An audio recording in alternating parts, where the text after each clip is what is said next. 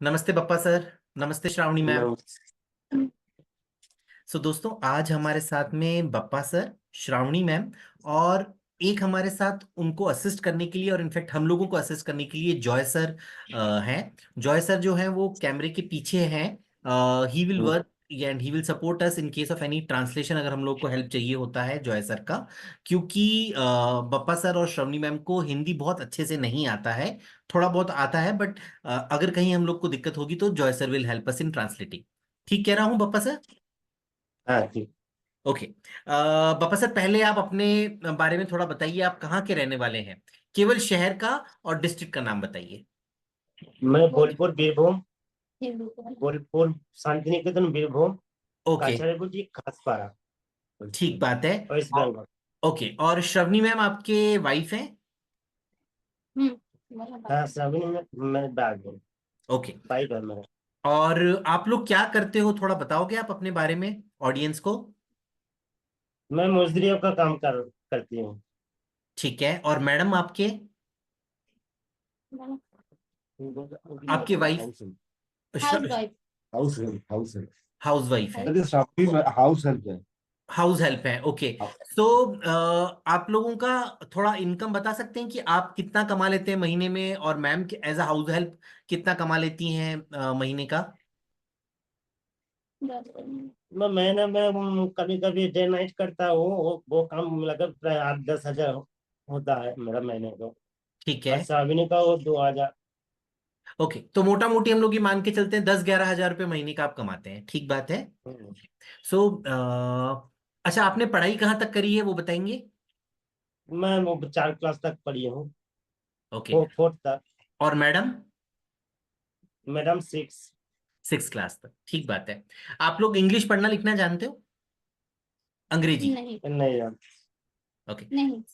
सो दोस्तों, why I asked all these questions was, अपन लोग को आगे समझ में आएगा कि मैंने ये सब चीजें क्यों पूछी उनसे। ये जिस हम लोग चीटिंग की बात करना चाह रहे हैं या आगे बात हम लोग करेंगे, काफी कुछ गलत हुआ है बप्पा हाजरा जी और श्रवणी मैम के साथ में। जैसा कि इन्होंने बताया कि वो लोग मजदूर के जैसे और एज अ हाउस हेल्प काम करके अपना जीवन अच्छे से व्यतीत कर रहे हैं। सो इन्हीं की पहले हम लोग इनसे समझते हैं, उसके बाद में आगे मैं आपको धीरे धीरे एक्सप्लेन करता जाऊंगा कि किस किस तरह से इंडिया के अंदर एज अ स्कैम बैंक्स और बैंक्स के एम्प्लॉय अपने इंश्योरेंस के टारगेट्स पूरे करने के लिए किस तरह से पूरे जो मैकेनिज्म है, पूरा तंत्र है बैंकिंग का, उसको मिसयूज कर रहे हैं बप्पा हाजरा जी जैसे और शवनी मैम जैसे भोले भाले ग्राहकों को चीटिंग करने के लिए। बप्पा जी, आप मुझे बताएंगे कि ये चीटिंग कौन से बैंक में हुआ है? HDFC बैंक में। ओके। और आपने खाता कब खुलवाया था एचडीएफसी में? आज से 1 साल पहले। ठीक बात है। मैं पूछ सकता हूँ कि आपने खाता क्यों खुलवाया था एचडीएफसी में? मैं आप जो प्रधानमंत्री के आवास योजना का घर के लिए मैं खाता खुलाया था, अकाउंट किया था। हाँ, प्रधानमंत्री जन आवास योजना करके, ओके। उसके हम्म, लिए आपको घर खरीदना था। हम्म, ठीक है। फिर आपने ये आपने, मैंने जो डॉक्यूमेंट्स देखे उसके हिसाब से आपने शायद ये फरवरी 2023 में आपने अकाउंट ओपन किया है। एम आई राइट? हाँ। हम्म। ठीक है, मैं 1 मिनट डॉक्यूमेंट्स देख लेता हूं मैं। जॉय सर, आपको ध्यान है एग्जैक्ट कब इन्होंने वो इशू करवाया है? और वो जो डॉक्यूमेंट अकाउंट खुला है सर, वो हाँ। पिछले साल फरवरी को। ओके। और इन लोगों का जो ये स्कैम हुआ है वो तो थोड़ी देर बाद, ठीक है। यस, मतलब जैसा मेरे को जून डाउट से। था, 2 मई को इन्होंने अकाउंट खुलवाया है। सो ऑडियंस आप ये देखिए, 2 मई को इन्होंने अकाउंट खुलवाया है। अकाउंट जो खुला है वो एचडीएफसी बैंक में खुला है। ओके। और मैंने जो इनकी पर्सनल इन्फॉर्मेशन है वो तो छुपा दी है। इन्होंने 10,000 डिपॉजिट कराए थे इनिशियली, बाद में इन्होंने 15,000 रुपये 10 दिन बाद और जमा करवाए। टोटल 25,000 रुपये जमा हुए थे। इसमें से फिर हम्म। एक एफडी हुई है ये 10,000 रुपये की। सर, जब ये मई 2023 में आपका अकाउंट खुला, आपकी एफडी हो गई, उसके बाद ये चीटिंग का सिलसिला जो आपकी पॉलिसीज इशू हुई हैं, हम्म। वो कब हुई वो थोड़ा बताएंगे? वो जब मैं जब अकाउंट खुला था उसके दिन 20-25 दिन के बाद ही HDFC बैंक पर मैंने फोन आया था, मुझे क्रेडिट कार्ड करने के लिए। तो ओके मैंने उन लोगों को 5-6 महीने कोई वैल्यू नहीं दी है। ठीक है। 4-5 महीने को कोई वैल्यू नहीं दी है मैंने। ओके फिर लेकिन आपने मुझे finally credit credit card card नहीं का कौन, चाहिए। सॉरी कम वापस बोलिए। क्रेडिट कार्ड मुझे नहीं चाहिए। जो 4-5 महीने उन लोगों को पत्ता नहीं दिया हमने। हमने ठीक है कोई वैल्यू नहीं दी है।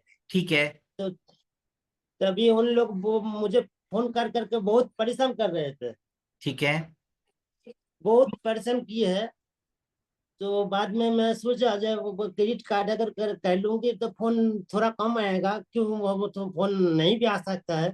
इसलिए मैं क्रेडिट कार्ड लिया।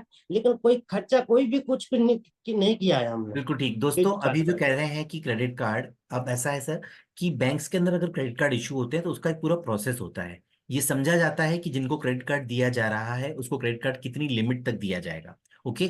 अब जो इनकी पॉलिसी, जो इनके खाते से जो एफडी करवाई गई है, उस एफडी को यूज करके 5-6 महीने एफडी को रखा हुआ था, 10,000 रुपये उनका एफडी में, उस एफडी को यूज करके एक क्रेडिट कार्ड खोला। मैं आपको क्रेडिट कार्ड का वो दिखाता हूँ। अब इसके आगे ये केस मैं आपको समझाता हूँ। सो ये क्रेडिट कार्ड ओपन हुआ है दोस्तों 16 दिसंबर 2023 को अप्लाई किया गया। जैसा कि सर ने बताया, बप्पा हाजरा जी ने, वो क्रेडिट कार्ड के लिए इंटरेस्टेड नहीं थे, पर उन्हें एचडीएफसी बैंक वाले लगातार कॉल कर रहे थे। ये जो क्रेडिट कार्ड ओपन हुआ है फ्रेंड्स, ये मैं आपको अब आगे समझाता हूँ। एक छोटा सा स्टेटमेंट दिखा देता हूँ पहले मैं आपको। ये स्टेटमेंट आप देखेंगे फरवरी 2024 का स्टेटमेंट है। अभी इसके बारे में अपन आगे बात करेंगे, बस मैं आपको ये केवल इसलिए दिखा रहा हूँ कि क्रेडिट लिमिट जो इनको दी गई है 96,000 रुपए की क्रेडिट लिमिट दी गई है।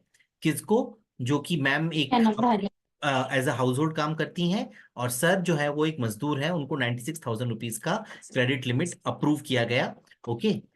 फरवरी में इनके ड्यूज हैं 3,453 रुपए। अपन आगे देखेंगे किस तरह से ये उनको हिट कर रहा है। अब ये क्रेडिट कार्ड का स्टेटमेंट 16 दिसंबर को इनको क्रेडिट कार्ड के लिए अप्लाई किया गया।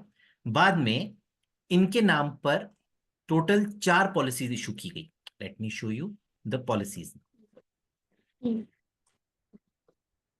वापस जी, कहीं पर अगर गलत बोलूं तो मुझे बताइएगा। ओके। तो ये हाँ। पॉलिसीज इशू करी गई हैं, ये अलग अलग कंपनीज की पॉलिसीज हैं। एक डिजिट इंश्योरेंस कंपनी है, नई नई इंश्योरेंस कंपनी है, हाँ।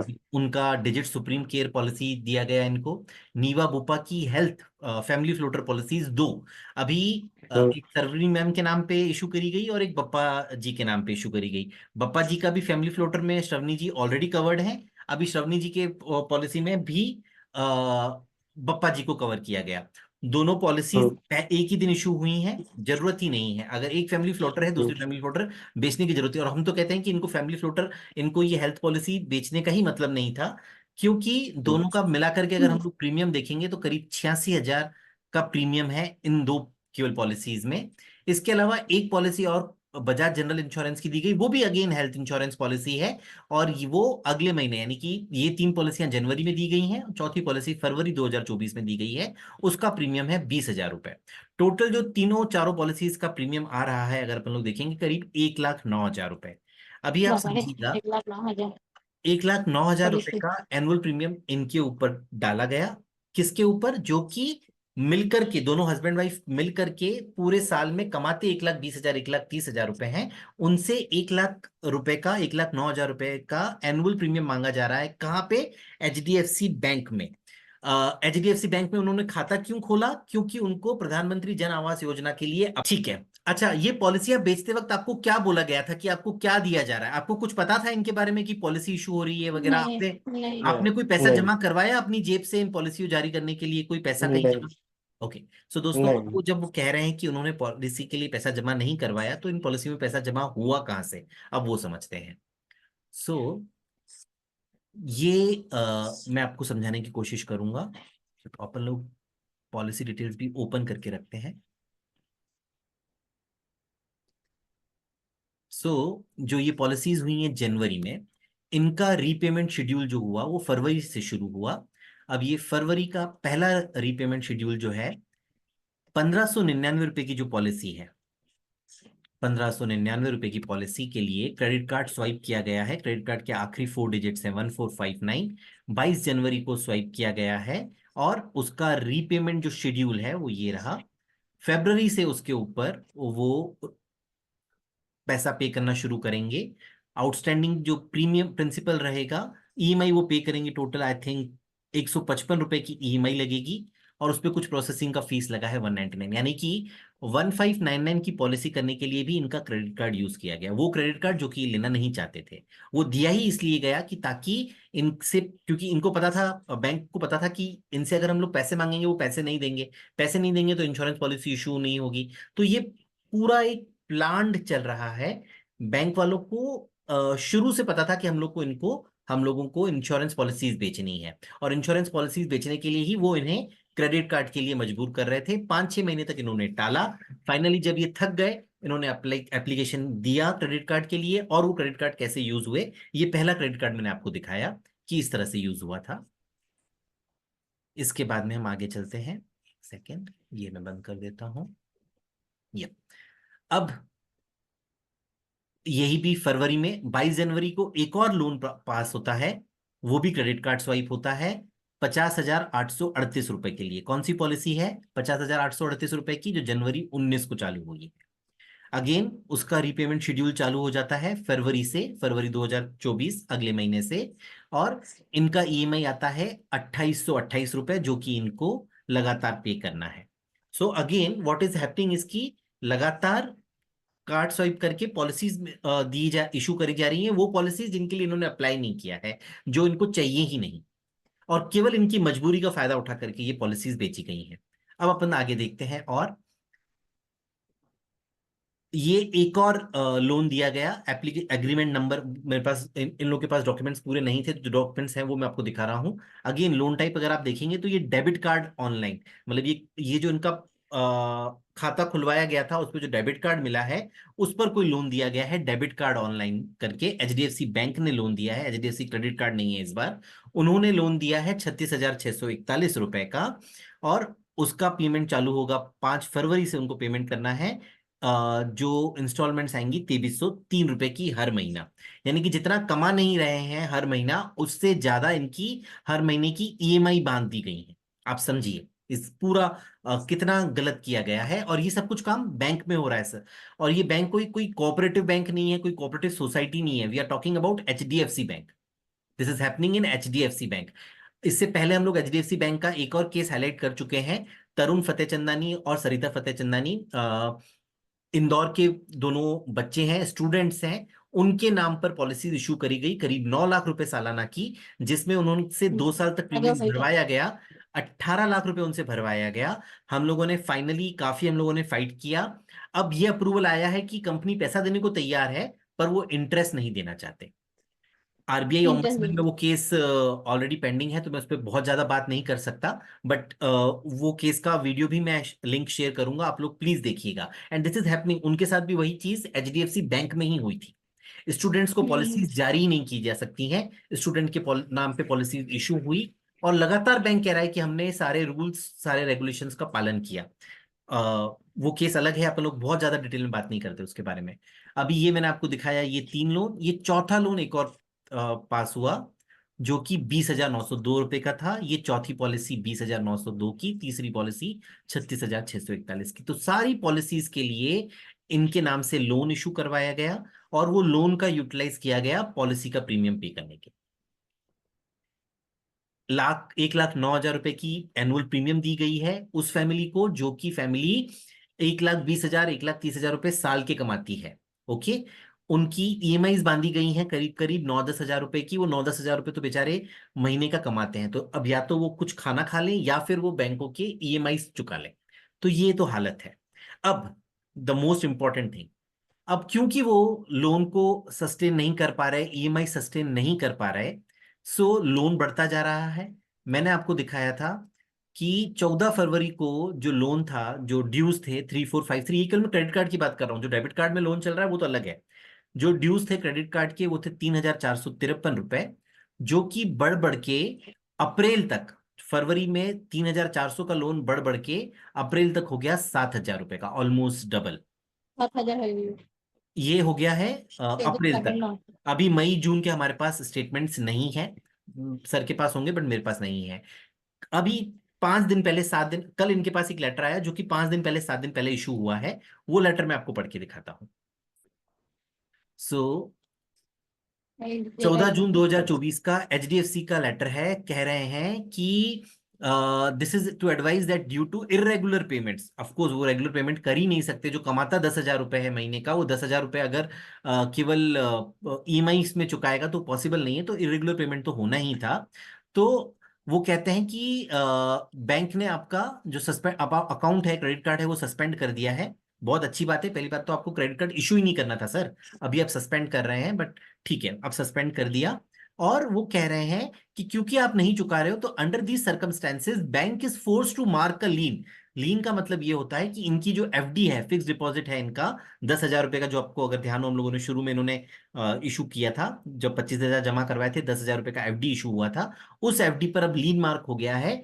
वो अपनी जमा रकम में से पैसा नहीं निकाल सकते हैं आज की तारीख में। अगर उनको कोई इमरजेंसी है किसी भी तरीके का, अगर कुछ उनके घर में भगवान न करे कुछ ऊंची नीची बात होती है, वो अपनी एफडी तोड़ करके पैसा नहीं निकाल सकते हैं, बिकॉज दैट एफडी के ऊपर में लीन लगा हुआ है। वो लीन क्यों लगा है? क्योंकि एचडीएफसी बैंक के कुछ एम्प्लॉयज ने अपने टारगेट्स पूरे करने के लिए इस फैमिली को इस तरह की पॉलिसीज बेची हैं। अभी हम लोग ये जब बात कर रहे हैं, शायद हम जब ये केस को हाईलाइट करेंगे आईआरडीए चेयरमैन को, आरबीआई गवर्नर साहब को, शायद एचडीएफसी बैंक की पॉलिसीज कैंसिल करवा ले, इनको पैसा मिल भी जाए। What about the interest that they have already paid? Interest जो रेट लगती है, आप और मैं हम सब जन जानते हैं क्रेडिट कार्ड्स पे इंटरेस्ट रेट क्या लगती है, वो इंटरेस्ट कौन चुकाएगा? जब तक ये केस सॉल्व नहीं होता है, तब तक भी क्रेडिट कार्ड के ऊपर चल रहा है दिस थिंग, अपना लोन चल रहा है, ईएमआई पे नहीं हो रही हैं, आउटस्टैंडिंग लोन के ऊपर आउटस्टैंडिंग का लोन का इंटरेस्ट ब्याज लग रहा है, जो कि करीब करीब 36% होता है हर महीने। आप वो सोचिए किस तरह से वो लोग, मतलब वो एक चक्र में फंस गए हैं, एक गोल चक्र में फंस गए हैं। इन्होंने अच्छी नीयत से एक प्रधानमंत्री आवास योजना का सपना देखा, और वो सपने का मूल्य उन्होंने एचडीएफसी के साथ, एचडीएफसी के ऊपर भरोसा करके चुका रहे हैं। So this is how HDFC bank is working. मैं कोशिश करूंगा सर कि ये केस मैं पीएमओ ऑफिस तक भी हाईलाइट करूं, ताकि वो लोग भी समझें कि जिस तरह से डिमोनेटाइजेशन स्कीम बैंकों ने, मैं किसी एक बैंक का नाम नहीं ले रहा हूं, बैंकों ने फेल किया था अपने लालच में, उनके कुछ एम्प्लॉयज के लालच में, उसी तरह से उसी उसी लालच में, उसी अपने टारगेट्स, गंदे पॉलिसीज के टारगेट्स को पूरा करने के लिए वो लोग आपकी जनधन आवास योजना को भी, सॉरी, जनधन आवास योजना को भी इस तरह से वो लोग फेल कर रहे हैं। एंड लोग बाग इससे खुश नहीं होंगे।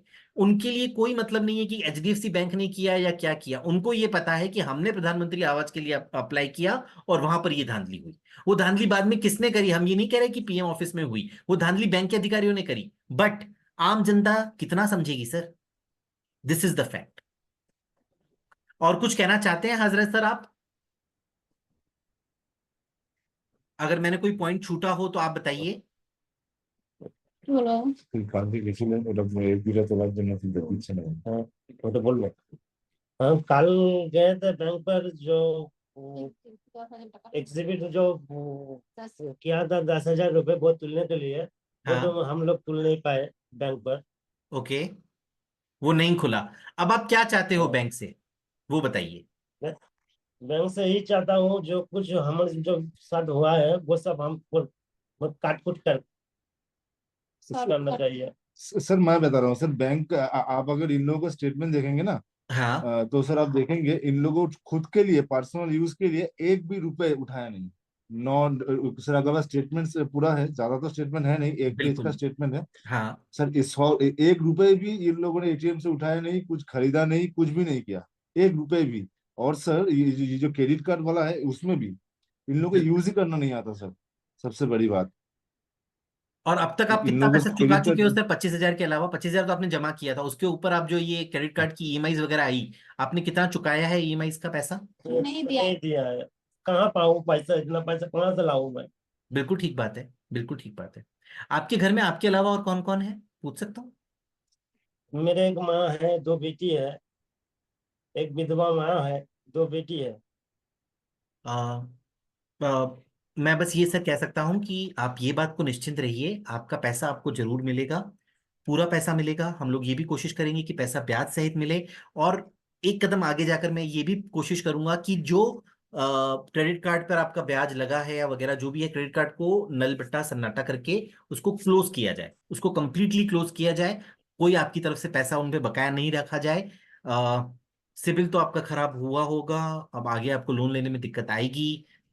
उसको एचडीएफसी कैसे उसका भरपाई करेगा मुझे नहीं पता है। मैं कोशिश करूंगा कि ये पूरी बात आपकी वहां तक पहुंचाऊं। इनफैक्ट आपका सिबिल स्कोर खराब नहीं होना चाहिए, इसकी हम लोग ক্রেডিট কার্ডের সুদটা এমআইটা বলে দিতে পারবো না, বলবো স্যারকে। आखिरी तो 4 मिनट से हमारे पास, आप जल्दी से बोल दीजिए क्या बोलना चाहते বলো हैं। ক্রেডিট কার্ডের লোনের টাকা আমরা सर ये लोग अभी बोल रहे कि क्रेडिट कार्ड को अभी जो ईएमआई है वो अभी वो लोग नहीं दे पाएंगे। हाँ वो तो बिल्कुल आपको मत पता ही दीजिए, है, मैंने हाँ कल मत बोला था। दीजिए हाँ आप। हम लोग कोशिश वो करेंगे कि उसके ऊपर आपका कोई भी बकाया जो भी है वो उसको सब कुछ वाइप आउट की करवाया जाए। उसका प्रोसेस क्या होता है मुझे फ्रैंकली मुझे नहीं पता है, पर कोई ना कोई प्रोसेस पक्के से होगा। हम लोग कोशिश करेंगे कि वो भी कंप्लीटली আর डन 4 किया মিনিট जाए। मगर सर उसके, हाँ सर उसके बाद भी सर जो क्रेडिट कार्ड वाला वो लोग सर घर पे आ रहे हैं। सिबिल, घर हाँ पे, हाँ घर पे आ रहे हैं। घर पे आके वो लोग थोड़ा टॉर्चर ही कर रहे हैं, बदतमीजी बोल कर रहे रहे हैं हैं। पैसा नहीं देंगे तो। हाँ बदतमीजी कर रहे हैं।